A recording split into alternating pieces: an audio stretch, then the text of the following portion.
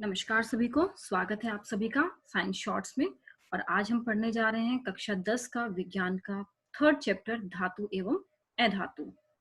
इस चैप्टर में मुख्यतः हमारे पास 5 भाग है। आज हम ये फर्स्ट पार्ट यानी फर्स्ट टॉपिक कर रहे हैं। आइए देखते हैं। धातु एवं अधातु के बारे में जानने से पहले जरूरी है कि हमें पता हो पदार्थ क्या होते हैं और तत्व क्या होते हैं। हमारे आसपास की वे सभी चीजें जिन्हें हम अपनी किसी भी इंद्रिय से महसूस कर सके उसे हम कहते हैं पदार्थ। तत्व पदार्थ का सबसे सरलतम रूप यानी तत्व। हमारे पीरियोडिक टेबल में 118 तत्व हैं। उन तत्वों को उनके इलेक्ट्रॉन लेने या देने की क्षमता के आधार पर दो भागों में बांटा गया है, धातु एवं अधातु। और इन धातु और अधातु के जो है रासायनिक और भौतिक भौतिक दोनों गुणधर्म जो है अलग अलग हैं। आइए अब थोड़ा देखते हैं धातु और अधातु के बारे में। धातु यानी वे तत्व जो किसी अन्य तत्व को इलेक्ट्रॉन दे सकें, जैसे सोना हो गया, चांदी हो गया और तांबा हो गया। और अधातु यानी वे तत्व जो किसी अन्य तत्व से इलेक्ट्रॉन लें, जैसे ऑक्सीजन हो गया जिसे हम सांस लेने में इस्तेमाल करते हैं।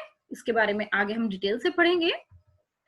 अब आता है भौतिक गुणधर्म क्या होते हैं। किसी भी तत्व के वे गुणधर्म जिनके बारे में पढ़ने के लिए हमें उस तत्व की रासायनिक संरचना में कोई बदलाव नहीं करना पड़े, उन्हें कहते हैं हम भौतिक गुणधर्म। जैसे कि मान लो हमने पेंसिल से जो है ना उसका सिक्का निकाल लिया यानी ग्रेफाइट। अब वो चाहे छोटा हो चाहे बड़ा हो, वो वैसा ही रहेगा, ठोस जैसा है और वैसा ही लिखा जाएगा। तो वो गुण उसका क्या हो गया, भौतिक गुणधर्म। आगे आता है भौतिक गुणधर्म क्या होते हैं और उसकी क्या क्या विशेषताएं हैं या उनकी परिभाषा क्या है। सबसे पहले आता है अवस्था।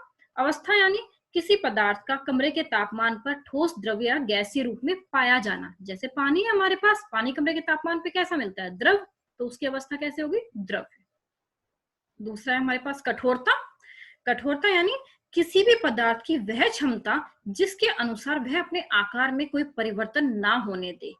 जैसे पत्थर है, पत्थर को थोड़ा सा तुम धक्का दोगे तो क्या होगा, वो वैसा का वैसा ही रहेगा। हो सकता है अपनी जगह बदल ले लेकिन उसकी जो आकार है वो वैसा ही रहेगा। तो वो क्या हो गया, कठोर। अगला आता है घनत्व। किसी पदार्थ के इकाई आयतन में कितना द्रव्यमान है वह उसका घनत्व यानी डेंसिटी कहलाता है। घनत्व निकालने के लिए हम m/v सूत्र का इस्तेमाल करते हैं। घनत्व यानी किसी पदार्थ में कितना घनापन है, कितने ज्यादा है कोई चीज। अगला आता है आघात वृद्धता। आघात यानी चोट और वृद्धता यानी बढ़ना। किसी पदार्थ को चोट लगने पर कितनी पतली व लंबी शीट यानी चादर के रूप में परिवर्तित किया जा सके वह उसकी आघात वृद्धता दर्शाता है। आगे देखते हैं धात्विक चमक। किसी धातु की सतह का चमकदार होने का गुण ही उसका धात्विक चमक कहलाता है। जैसे सोना बहुत चमकता है ना। आगे तन्यता।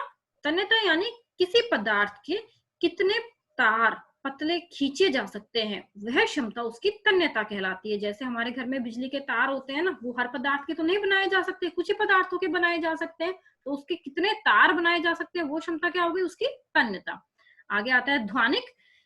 ध्वनिक यानी कोई वस्तु कितनी ध्वनि उत्पन्न करे। कठोर सतह पर टकराने पर ध्वनि उत्पन्न करना या आवाज उत्पन्न करने की क्षमता ही ध्वनिकता कहलाती है। जैसे दो धातु, दो लोहे की चीज टकराओगे तो क्या होगी, बहुत तेज आवाज होगी, तो वो क्या होगी, ध्वनिक। आगे आता है विद्युत एवं ऊष्मा के सुचालक। धातु अपने अंदर से विद्युत को भी और ऊष्मा को भी दोनों को जाने देती है, तो यह क्या होगी, उसकी विद्युत सुचालकता। कुछ इसी से संबंधित महत्वपूर्ण बिंदुओं के बारे में थोड़ी और चर्चा करते हैं। आघात वृद्धता यानी किसी पदार्थ का चोट लगने पर लंबी शीट में परिवर्तित होने का गुण आघात वृद्धता कहलाता है। तन्यता किसी पदार्थ का तार के रूप में खींचे जाने की क्षमता ही उसकी तन्यता कहलाता है। ऊष्मा का सुचालक यानी वे पदार्थ जो ऊष्मा को अपने अंदर से जाने दे। जैसे हमारे खाना बनाने के बर्तन और हम प्रेस करते हैं, वे अपने अंदर से ऊष्मा को जाने देते हैं, इसलिए गर्म होके जल्दी खाना बन जाता है और कपड़े भी प्रेस हो जाते हैं। विद्युत सुचालक यानी वे पदार्थ जो ऊष्मा के साथ विद्युत को अपने अंदर से जाने दे।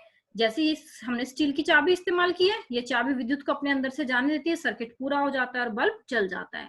वहीं अगर हम इसकी जगह, चाबी की जगह लकड़ी का टुकड़ा लगा दे तो वो हाइड्रोकार्बन का बना हुआ है, हाइड्रोजन और कार्बन दोनों ही विद्युत के कुचालक हैं, तो क्या होगा, ये बल्ब नहीं जलेगा। तो ये क्या हो गया, विद्युत कुचालक।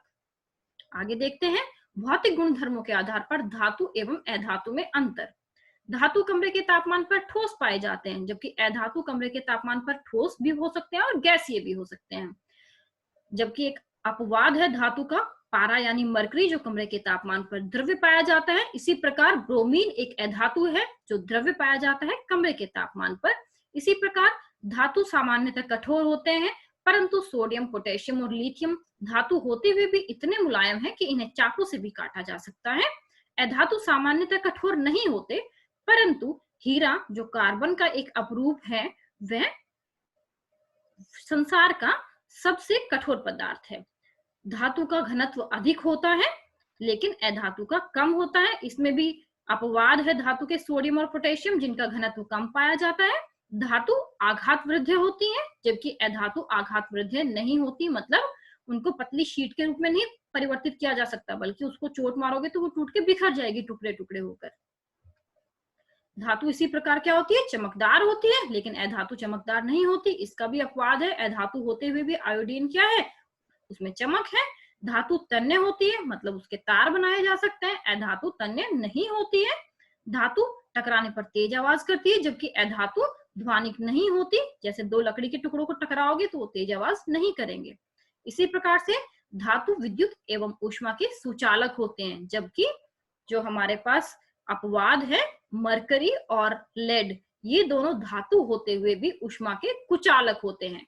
इसी प्रकार से अधातु जो है वो विद्युत के सुचालक नहीं होते, परंतु इसका भी अपवाद है। जो ग्रेफाइट है वो एक काफी अच्छा सुचालक माना जाता है विद्युत एवं ऊष्मा का। आज के लिए इतना ही। आशा करते हैं आपको यह टॉपिक समझ आया होगा। इसके टॉपिक के बाद के क्वेश्चन आंसर्स के लिए आप लोग डिस्क्रिप्शन बॉक्स में देख सकते हैं। धन्यवाद। आपका दिन शुभ रहे।